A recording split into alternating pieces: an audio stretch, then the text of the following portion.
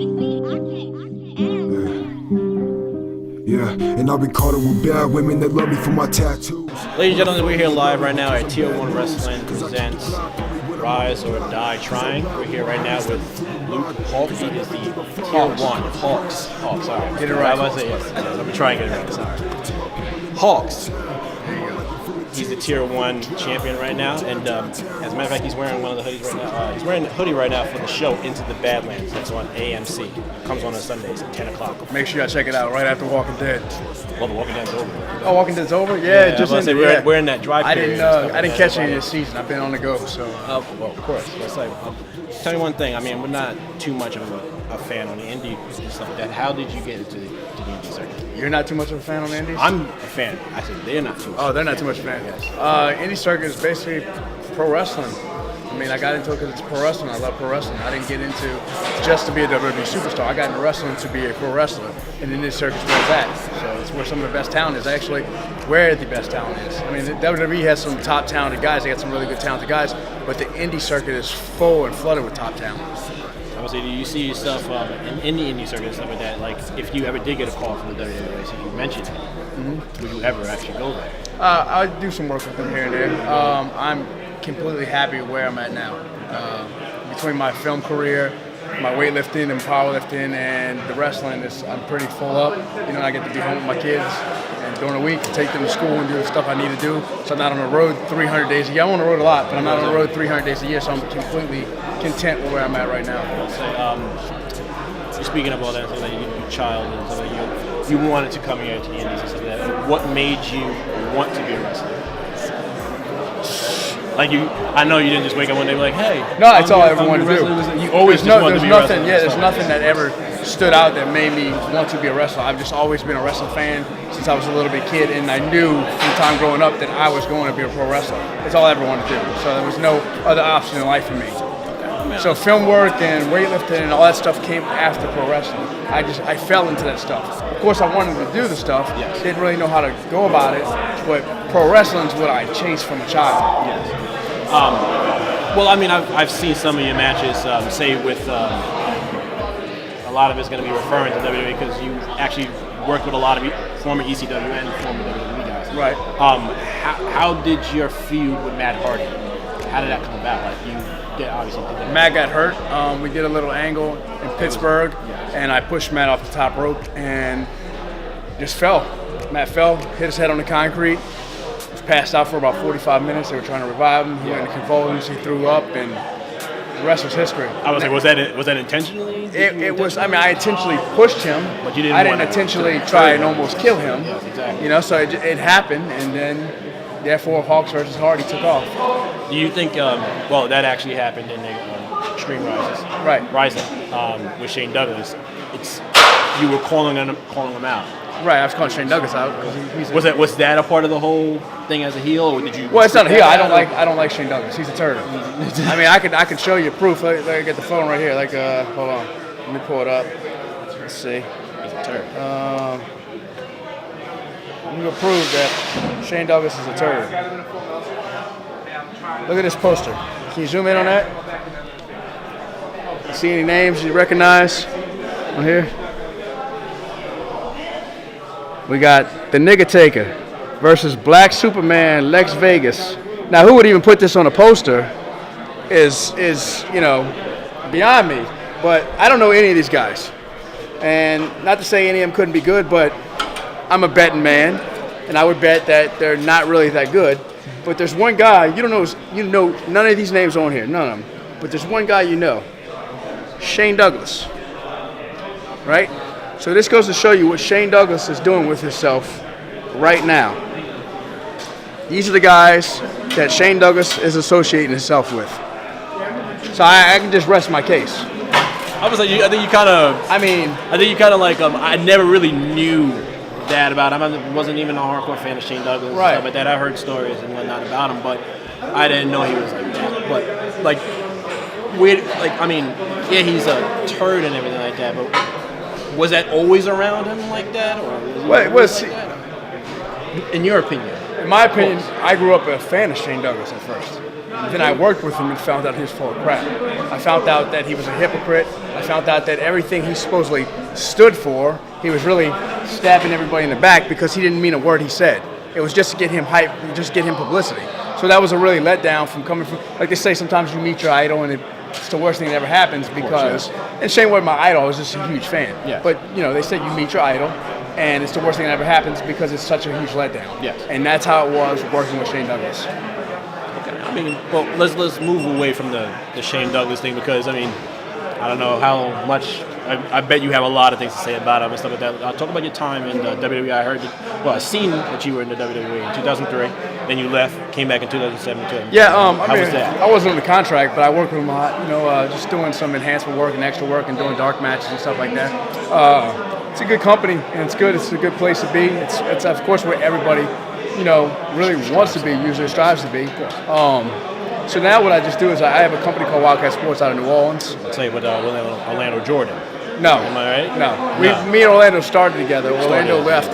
He went to Australia like 3 months right after we started. So basically, we've been around 4.5 years, and it's been me. So I mean, OJ was there for 3 months, moved to Australia. But yeah, I started Wildcat Sports, and my goal now is just to get these guys out there and push those guys to WWE and push them to other companies and let them chase all these big shows on the indies, a la Tier 1, you know, and get some recognition places and chase their dream and live their life. Do you think which it's one of these questions that you probably don't get. What do you think is better, the Southern wrestling or the Northern wrestling? In my opinion, I'm a Southern boy, so Southern wrestling's better. And that's strictly for the fact of one thing is I love the Northeast fans, but what I don't love about it is that if they just have a classic wrestling match, these guys out here, they want to see blood, guts, and gymnastics, basically. Yes, exactly. You know, so like if you can do 2 flips off the top rope, yeah, it's cool, but to me that's not wrestling, so that doesn't really impress me. You're not really going to see that in the South. You're going to see more storytelling, you know, and more Dusty Rhodes. Yeah. So, that's what I grew up on, and that's what I love. So, you know, I'm not saying I'm right. I'm not saying these guys are wrong. Yes. I'm just saying I prefer Southern wrestling. I prefer that where the fans want to cheer the good guys and boo the bad guys, and not come out here and cheer the bad guy because he's the cool guy. You know what I mean? That's true. So it takes. It's not so much the placating off the drama. It's like the drama meaning the blood, the guts and stuff like that. Like when you wrestle, you go out there, you wrestle, you tell a story with your moves. So that's pretty much what you're saying.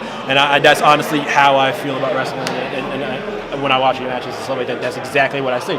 It's a story.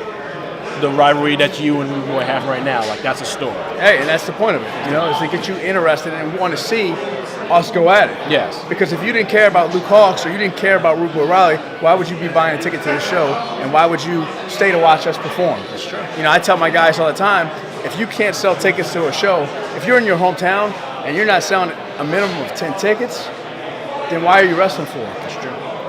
Because if you're in a band, you know, who wants to book a band that nobody wants to see? Who wants to book a wrestler that nobody wants to see?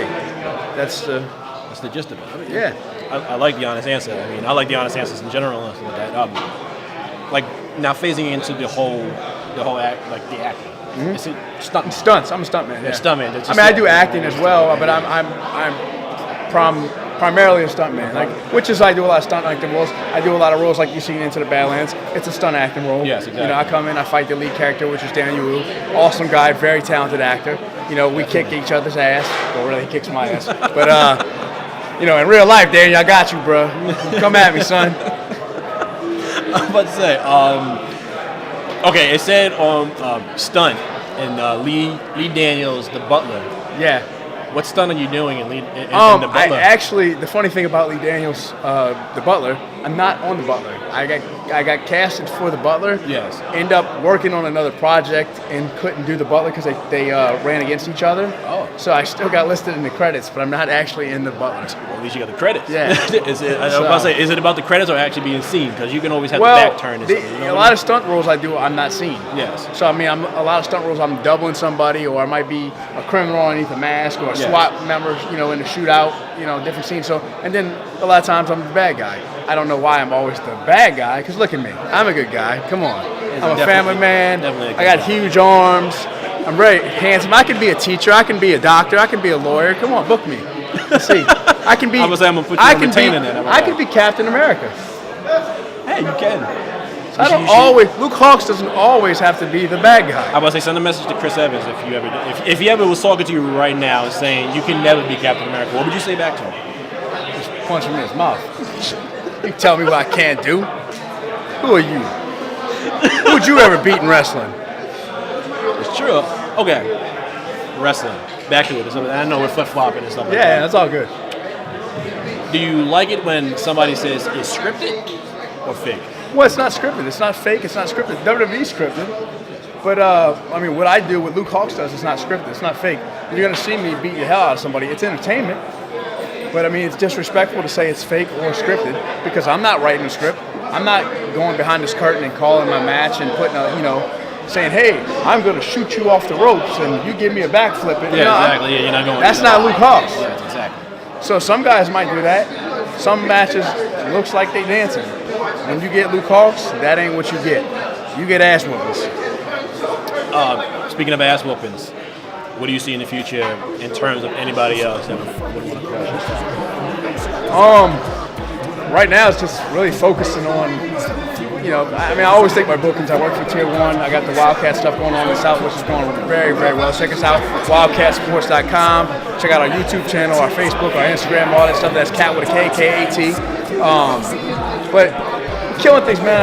I'm about to start Jack Reacher 2 as soon as I go home on Monday.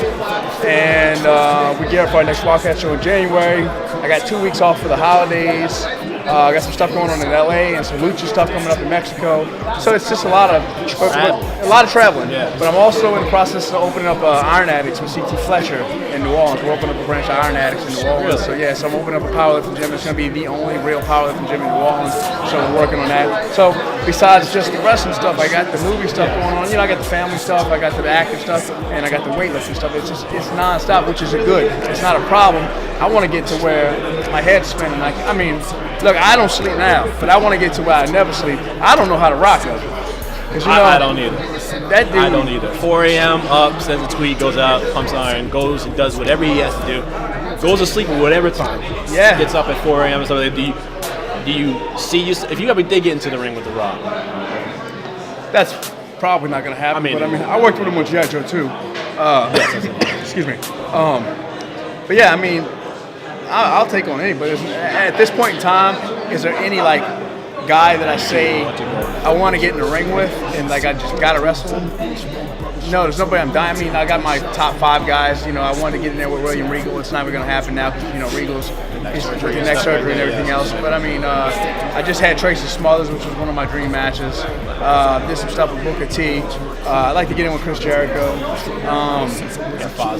But there's some really talented indie cats that I do want to wrestle with.